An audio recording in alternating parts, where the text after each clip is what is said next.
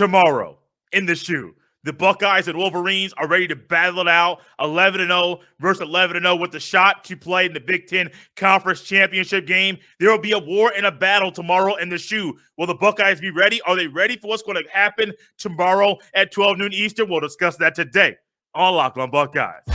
You are Locked On Buckeyes, your daily podcast on the Ohio State Buckeyes. Part of the Locked On Podcast Network, your team every day.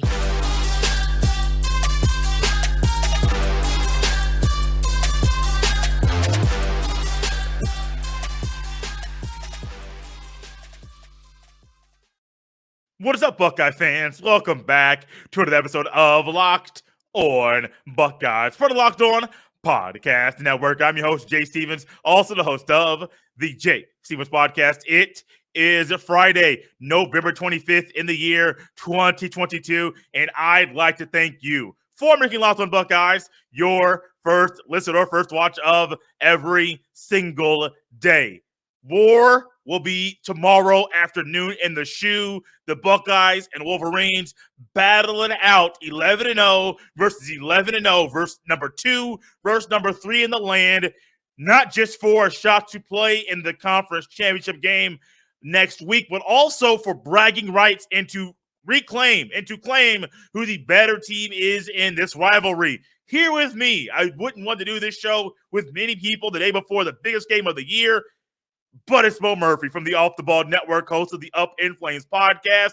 Mo, you're on the short list of guys I would want to do a show with the day before the Buckeyes and Wolverines play. I'm glad you're on that short list, and I'm glad you're back with us to talk about what's going to take place tomorrow in the shoe. Oh, yeah. I mean, Jay, it's an honor. I mean, you message me, I message you right back. Thumbs up. Let's go. I'm all for it. Bro, this is, we talked about it before the show. This is the biggest game between these two. This is the biggest Ohio State regular season game since 2006. When you talk about all the chips, all the marbles on the table. So, I mean, just for being on the short list, I'm honored, even if I hadn't got asked to be on the show. But since I am, I'm even more honored. And, man, I'm glad to have this conversation. Mo, you mentioned that game in 2006. The stakes are a little bit different than they were back in 2006. That was the BCS era. And the winner of that game got a shot to play in the BCS National Championship game. That was the very next game for the winner of that game. Now, the very next game for the winner of this game is the Big Ten Conference Championship game, where you may be playing Iowa or Illinois or Purdue. Different stakes, but you're still playing in a trophy game. Throw all that stuff out the window, bro. There's going to be a war tomorrow in the shoe, and the Buckeyes better come prepared, because nobody wants to say the Buckeyes have not lost 2 games in a row to the Wolverines. C.J. Stroud, Mayan Williams, Marvin Harrison Jr., Tommy Eichenberg, Lathan Ransom. Mo, I believe those guys are ready to play, and I believe those guys are ready for war tomorrow in the shoe.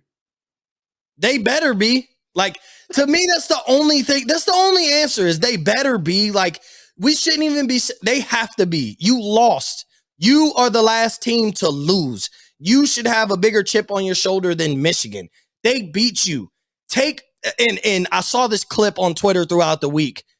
That clip of Aiden Hutchinson and Desmond Howard embarrassing C.J. Stroud on the biggest award stage in college sports, that Heisman ceremony, that should be on repeat in the locker room. You should be watching that before practice. You should be watching that after practice. The offensive line should be playing that in their AirPods, getting in during stretches, that you were disrespected in the way that you were disrespected by a great player in order, Aiden Hutchinson, and a former great player in Desmond Howard. Not going to take it away from them. But the disrespect was real. Michigan now felt like they are on a path to seriously compete and take over the Big Ten with you on a consistent basis for the next, however future calls them. As long as Harbaugh's the coach, they feel like they belong on the same field. It should be a statement game tomorrow saying that is not the case. Every dog has its day, but not today. Like, that should be the case waking up on Saturday morning. Y'all had y'all day. We're going on another 10-year run of y'all not beating us. That's exactly the mindset. That's exactly the mindset that they should have. And you mentioned that clip. How about the clip of their Munford getting beat last year by Aiden Hutchinson, And you had all these offensive linemen, and there are guys on Michigan's defense saying, what Aiden Hutchinson did last year to y'all, we're going to do this year. So from Paris Johnson Jr. to Juan Jones, those guys that played, Luke Whippler, those guys that played last year, that got embarrassed last year on national television, that had to be in the Wolverine Stadium, the big house, when they got to experience a rare field storming from all Wolverines fans there in that stadium, celebrating in the snow because the Wolverines beat the Buckeyes, you better be ready for war. You better bring it. If you don't need that motivation, think about all the years, all the players at Ohio State, that some of these players feel that they let down by losing last year. Don't let it happen 2 years in a row. Don't let that happen. Because myself, I know you, I know Jeff Hunt, I know people that cover and talk about the Buckeyes will be doing it very well and will be saying, this is unacceptable. Losing 1 year is unacceptable. Losing 2 years is unacceptable. And it's even worse. They better be ready for war because, Mo, if they're not, it could be the same result from last year. And I'm mentioning that early in the show on purpose because nobody, and I mean nobody, wants to, no Ohio State fan, player, coach, nobody wants the Buckeyes to lose 2 years in a row to that team in Ann Arbor. No, you don't want to live with that. But the thing is, what the ramifications for this game mean moving forward have to mean nothing. The Big Ten championship has to mean nothing right now. The playoffs, Georgia, LSU, USC, TCU, I don't care who you're looking at that you could play. All that has to go out the window. This is your national championship. And I know it's not like some people be like, that's crazy, but this is the start of the road to the national championship. And each game that you play from here on out has to have the level of intensity that it would have if you are playing in the national championship. I know Michigan's going to come ready to play. I know that. They feel like they got us. They feel like they can play with us. They feel like they may have the better talent. They feel like they're tougher. So they don't think that coming to Columbus and winning is out of the possibilities, where it's been the case for 10 years until last year. So either the thing is, losing last year either woke up a sleeping giant or it was just everybody's you're going to get us at some point. But 9 times out of 10, we're going to win, but they got us on that 10th time. Or did we wake up a sleeping giant and really have the rivalry that we hate, the team that we hate the most, tell us that they're going to be here for the long haul. Don't even think about USC and UCLA joining the Big Ten in a couple years. Y'all still got to deal with us, and y'all will have to deal with us for forever as long as Harbaugh's the coach or whatever. And so that's my biggest thing is this game has to be your national championship. Each game from here on out has to be the same intensity as a national championship until you get there. But you will not get there without winning this game. Mo, it's going to take a little bit something. It's going to take something different than what I thought it was going to take to win this game than I would have thought previously or a few weeks ago. Injuries for both teams have reared up their ugly head. On the Wolverine side, you have Donovan Edwards, who missed a week ago. I don't know how many games he has missed. Blake Corum went down to the game a week ago for the Wolverines against Illinois. Status, we had offensive linemen say that it's a good he's not going to play. I don't know. I know guys talked earlier in the week, and that may be truthful from what he thought. That may change that on Saturday. I don't know. You have Mayan Williams, who has been in and out of the lineup due to injury or pulled from games due to injury. You have Travion Henderson, who repeatedly gets pulled from games in and out of injury.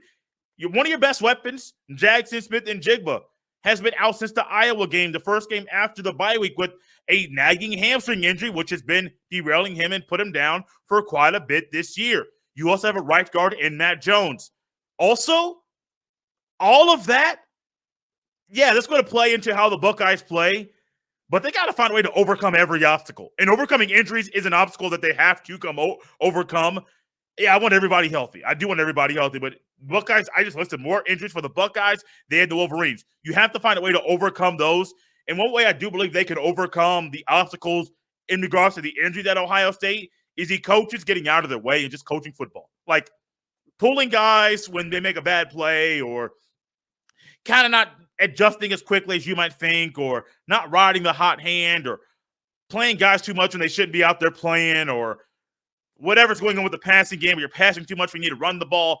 just coach football and let things be very, very elementary to you. Now, you want to use different concepts. You want to use different schemes. I get all of that, different formations, but just coach football, play football. Because I do believe, Mo, if Ohio State, Ryan Day, Brian Hartline, Jim Knowles, if they're coaching football at their elite level, I think their elite level is a better coaching style and coaching method than the Wolverines coaches' elite style and coaching method. So I do think if the coaches just coach football and don't get in their own way, that might be the best formula for Ohio State to overcome the obstacles that they have in front of them when looking at the injuries that the team has right now. Yeah, I agree with you 100%. And everything you said was like what they've been doing all year. Like if you're trying to teach a lesson, like, hey, perfection is what we're seeking here at Ohio State. And you've seen it, especially on the defensive side of the ball early in the season with Jim Knowles is like, dude makes a mistake, maybe he gets pulled. He make two, he's done. Like he's getting pulled. We've seen Denzel Burke get benched. We've seen Latham Ransom early in the season get benched. Like we've seen guys get benched. You can do all that when you are on the field with an inferior opponent unquestionably. And we've basically been that all season.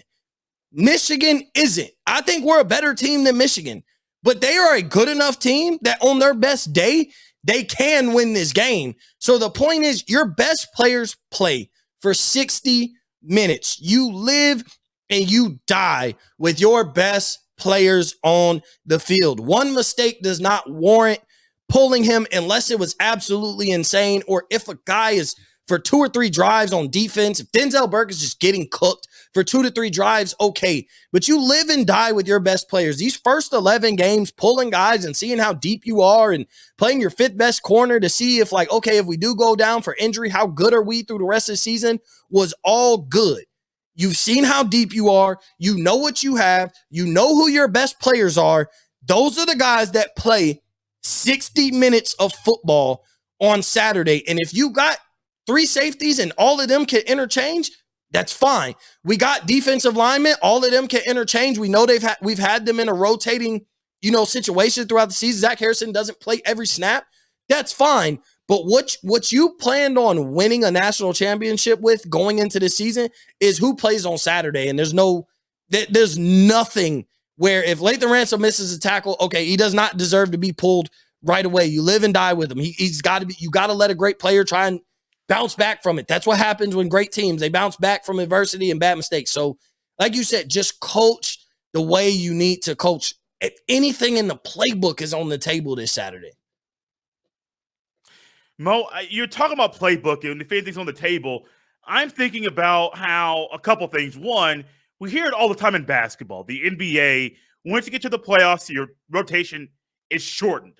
You might have a 9 to 10 man rotation in the regular season. If you're a playoff team, you might try to shorten that thing down to 8 to 9 once you get into the playoffs. Once you get to the playoffs, when you know it's do or die, you might find a time when a team only plays 7, maybe 8 guys, might be 7 guys once you go deeper into the tournament and the playoffs, because you need to do that. You can't play everybody. And that's how I view this weekend. But you mentioned some things that might be in the playbook as far as open things up. If it's in there, it might work. I mentioned something to you pre-show. I'm going to say it here on the show to get kind of your reaction once again. There's a guy at Ohio State, currently number 8, starting tight end for the Buckeyes, who played linebacker in the Rose Bowl earlier this year, January 1st, and played great football.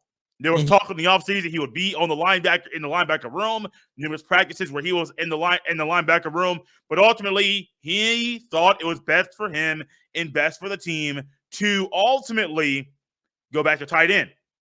Great. I think there's a scenario that if you see a heavy set to tight end, maybe bring a tackle and a tight end number, eligible receiver number, to run heavy run sets for the Wolverines. If the Wolverines come out in a heavy set, heavy package, well, maybe the Buckeyes' heavy package on defense is simply not putting in Cody Simon, who's played good football this year, but you bring in a heavier, beefier guy in Case Dover and say, look, we're going to have 5 guys on the line, 4 down linemen. You're going to be a stand-up linebacker on the outside, on the strong side. Play football. That's a wrinkle. Also, Mo, I'm going to throw this one at you. Haven't really said this much lately at all to many people. DeJuan Jones played basketball in high school. We all heard about it. We all know about it. Goal line, 5 yards, 3 yards in, goal-to-goal situation. and you want to throw a wrinkle at them that you haven't showed all year, how about you find a way to put DeJuan Jones, make him an eligible receiver, play action to Mayan Williams, and then DeJuan Jones over the middle, touchdown. Nobody might see that coming, but it's in the playbook. I guarantee you there are some offensive plays that we might see this weekend that wrinkle the special play to DeJuan Jones in the red zone. Might be something there. Cade Stover at outside linebacker walked up on the line in a heavy package that the Wolverines walk out with on offense. Those are things where you're trying to think, what can we do that we haven't done all year that might help us win? Those are two key things that might help the Buckeyes tomorrow to beat the Wolverines. Yeah, I mean, those are definitely like, if you think that's a possibility on the table and like you thinking that means I'm sure the coaches are thinking all possibilities, right? If we're thinking this as analysts or fans, then it's got to be on the table. And something like a DeJuan Jones being an eligible receiver catching a pass has to be on the table. A double reverse between, I don't know, Marvin Harrison Jr. and Emeka Ibuka has to be on the table because I'm sure they've worked on it in practice. I'm telling you, I feel like, and I told you this with speaking of playbooks, I feel like Ryan Day has never opened up the playbook this year. And Jeff brought it to my attention a few weeks ago. And he was just saying, it seems like Ryan Day was coaching to go through the season unscathed to play this game. Like this game was what everybody, it's living up to what it's supposed to be. I mean, players are hurt. Hey, that's football. At the end of the day, it's the number 2 versus number 3. The only thing you could want better is if we were 1 or they were 1 and 2. If it was 1 and 2 matchup, that's the only thing that could make this game better. Both undefeated. But I think whatever's in the playbook that's been hitting that we didn't use against Iowa or Penn State or Maryland or whatever to get up out of those games, it's all on the table. A double reverse, a wide receiver pass if we have a wide receiver who can throw the ball, lining Emeka Ibuka up at running back to see what he can do. We've given him reverses. We've given him, shuffle passes for him to try and take it to the crib. So put him at running back. If you really feel like you need somebody elusive, let him go to the outside and see what he could do. Like, I just think all the possibilities of this is what you can do when you have all this elite talent on both sides of the ball. And this is what you do when you don't show it for 11 weeks, for 11 games, you show it on week 13? You show it on week 13 against Michigan. So all the possibilities of what we can do with the talent that we have, I think all of it has to be on the table. You can't worry about a Georgia scouting it or a LSU scouting it. They got their own obstacles, or USC. They got their own obstacles to jump too. They got games, that they have to win the same way we got to win Saturday. So all things for these teams are going to be on the table at some point in the next couple weeks. So you just have to worry about locking in and beating Michigan. And then once you beat Michigan, you're on the road, win the Big Ten championship, and then you know where you fall and you start preparing. You have a few weeks to change some things up. But anything that could be on the table that you think as a coach could catch Michigan off guard, that there is no film on that, you use it. And if it works, it's a big play, it's touchdowns, it's defensive schemes that they weren't prepared for, they didn't know what to expect. And if it doesn't, hey, put it back in the bag and zip that thing up and throw it in the ocean and never use it again. Mo, as Ohio State fans and analysts and people that talk about them on podcasts behind the mic, we have a tendency to talk about defining moments for coaches. Mm-hmm. Nick Saban's had his, and he's been the best coach of my lifetime at college football. Go to basketball, Coach K had won a natty, but there's talk right now that he's not a good X's and O's kind of guy. Tom Izzo in college basketball, Greg Popovich, Phil Jackson. Everybody has those games and those moments in their career that define them. Ryan Day is walking into the Horseshoe on Saturday with what could be a defining moment in his short tenure as Ohio State head coach.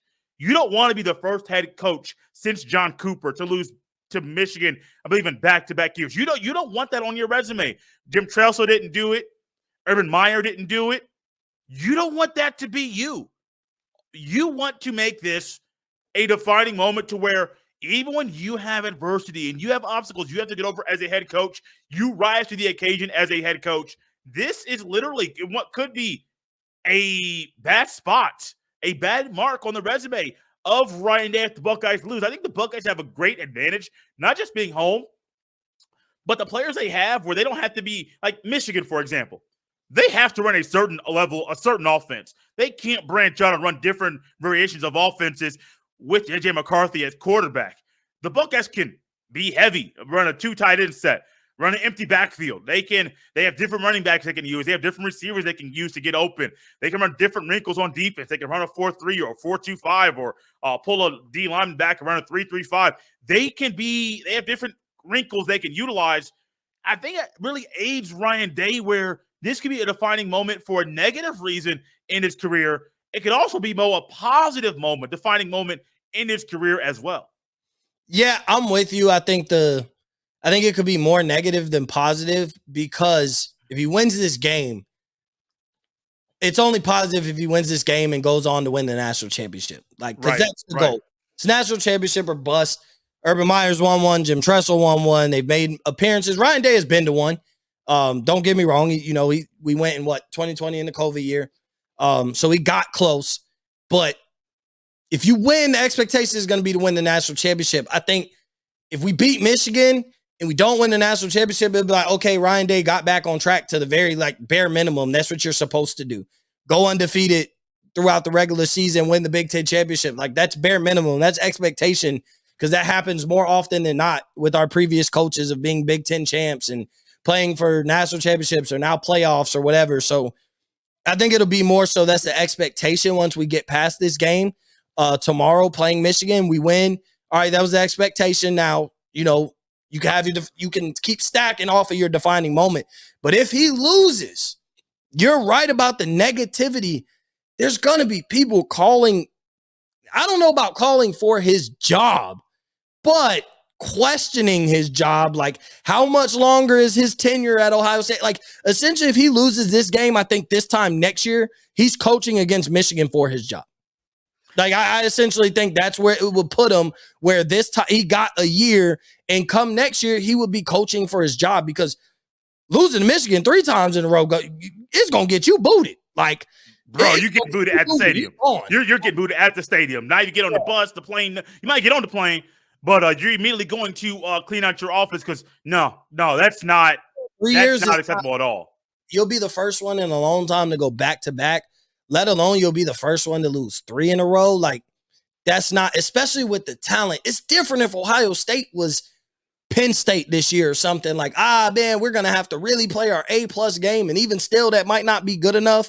But, like, you feel this way as an Ohio State fan because you feel like you're superior over Michigan. You look at all aspects, and you're probably better everywhere except what? Running back? Outside of that, we're better than Michigan everywhere else except running back. Maybe their offensive line is a little bit better than ours, but I'd put that up to the test on our best day versus their best day. So it is a defining moment, and it could be more negative than positive. But, I mean, if he won this game, went on to win the national championship, I mean, I think Ryan Day is going into the Ohio State Hall of Fame, and we would like to have him for the next 20 years. Let's just be honest. That's how it would be. You bring us a national champ. You beat Michigan and bring us a national championship this year, buddy. We'll give you another extension on top of the extension we just gave you, and we'll lock you up till 2040, and then we'll revisit that at 2040 too. We'll pay you whatever not to go to the NFL. So, but it does have more of a chance of being negative more so than positive, because it'll just right the ship of, okay, you did what you're supposed to do. Now what do you do from here on out? Do you win the Big Ten, which you should? And then do you make it to the national championship, and do you win the national championship, which would be the expectation after beating Michigan? Mo Murphy, we're at the time of the show where we're going to wrap things up here quickly. Time has flown by. Mo and I always have fun. Honestly, right now, the time of the recording, our pre-show conversation was the exact length of this show right now. That's how much Mo and I literally. We got on the mic. Mo had something, and we just went running and talking about it forever. That happens all the time. But this is a game. This is a team, an Ohio State team, that I think more than other teams, I think even more than not say more than last year's, the weather's going to play a big factor in this game. We saw what happened against Northwestern in the windy conditions and somewhat wet, but not as wet as they were the following week, and how the Buckeyes played in that game. The following week against Indiana, it was snow. It was snowing in the game, wetter conditions. It was cold. It was windy. Buckeyes played just fine. But neither one of those opponents, Northwestern or Indiana, is the caliber of opponent Michigan is. Michigan's defense is one of the best defenses in the country. Statistically, there are 4 categories. I went over them a while ago. I think opponents points per game, rushing yards given up, passing yards giving up, and then total yards giving up. They're in top 5 in all 4 of those categories, which is why I do think the weather's going to be a big factor. The high on Saturday in Columbus is 52 degrees. Rain showers are in the morning that will evolve into a more steady rain in the afternoon. The winds will be southeast at 5 to 10 miles per hour. The chance of rain is 70%. There's a rainfall. The rainfall will be near a quarter of an inch during the day. The rain and the precipitation, the weather, the high 52 is actually going to aid the Buckeyes.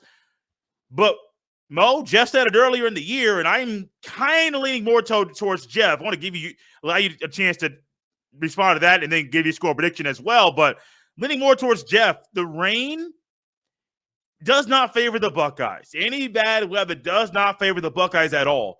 You add in the injuries and not knowing who RB1, RB2, the left guard will be, if Njigba will be on the field. You got a guy in Eichenberg who's playing with 2 broken hands. You got a guy in Ransom who's playing with a broken thumb. Like, you got guys that are battle warriors and battle tested. Don't get me wrong.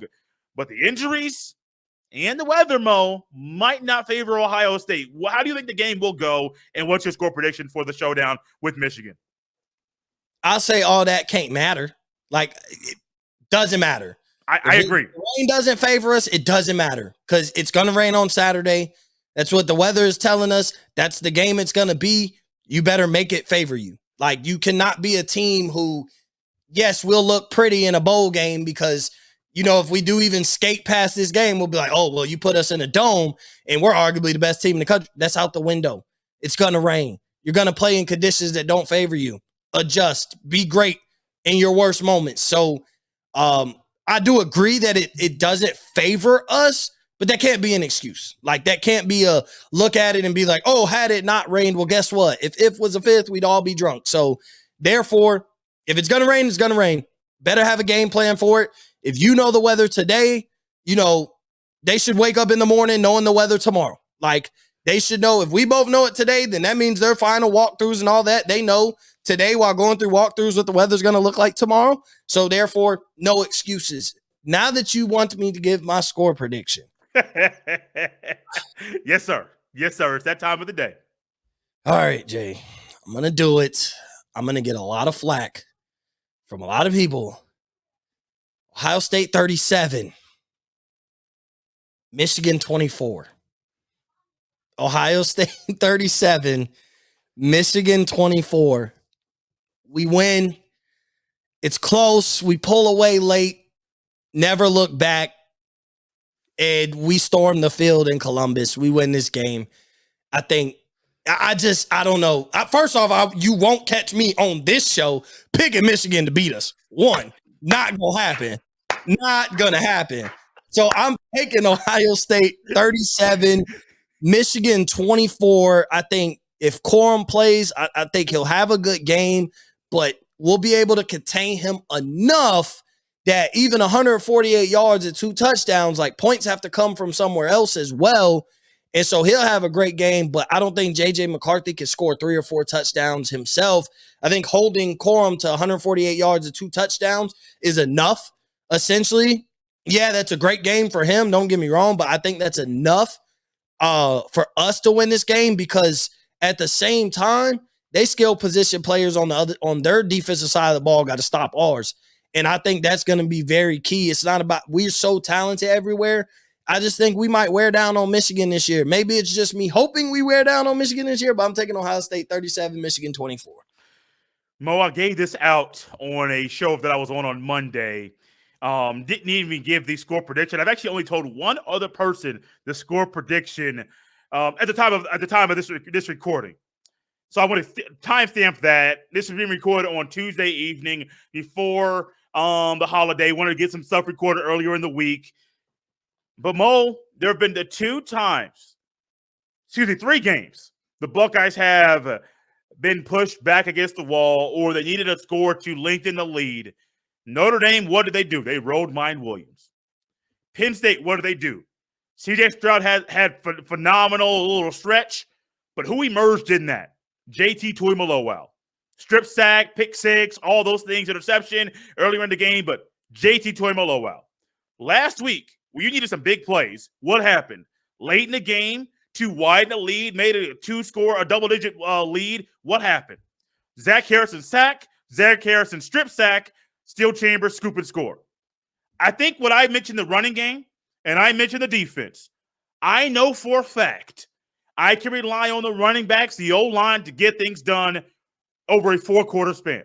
I know for a fact it's proven to me that I can rely on the defensive line specifically, to play phenomenal, good football for all 4 quarters. I'm going to lean on those guys.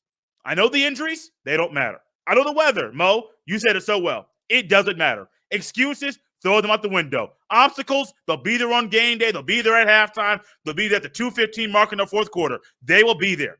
I don't care. You win this game.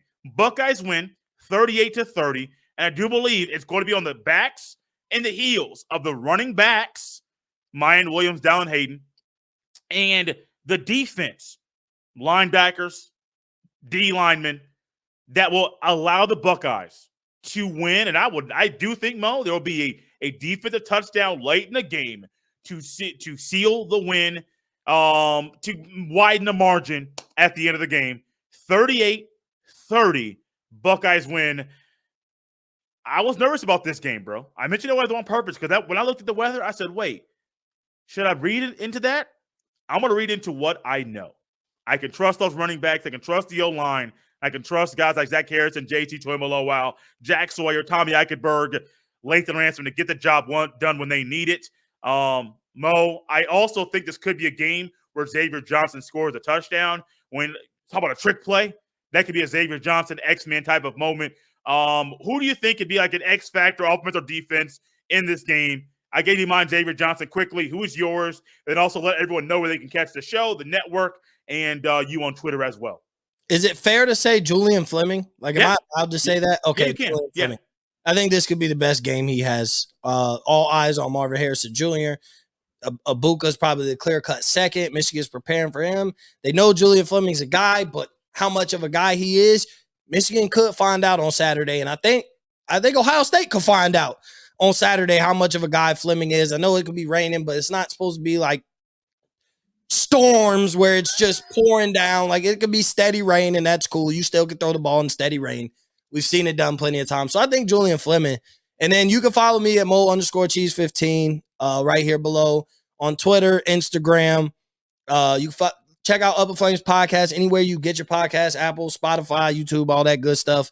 And make sure you go follow Off the Ball Network at OTB_network on Twitter, Off the Ball Network on Instagram. But as always, I'm honored to be on here talking before the game, and hopefully, Jay, you can wake up on Monday and record this show. And I don't care how mad you are, in a victory. You could rant and rave on a victory as long as you can talk victory talk and say at the end of the day we won after every rant that you go on. I'm here for it. I hope it's not a depressing episode on Monday. Mo knows me very well. He knows that I will have my rants and I can complain about things in a loss. But hey, we're looking for a victory on Saturday. We both believe the Buckeyes will win the game. I know who I can rely on. Mo knows who he can rely on. His X factor is Julian Fleming. Mine is literally X-Man Xavier Johnson. Who is your X factor? What's your score prediction? Leave it down there in the YouTube comment section. Join the chat. Let's have it all weekend long right here in this show. I'm out of here. Mo's out of here. I hope you had a fun, safe, enjoyable Thanksgiving with your family and friends. And I hope you're ready for a showdown in the shoe. It will be a war tomorrow between the Ohio State Buckeyes and the Michigan Wolverines. 12 noon Eastern on Fox. Game day will be there. Big Noon will be there. I will not be there. We will all be watching and wishing and celebrating, hopefully celebrating a Buckeye win tomorrow afternoon.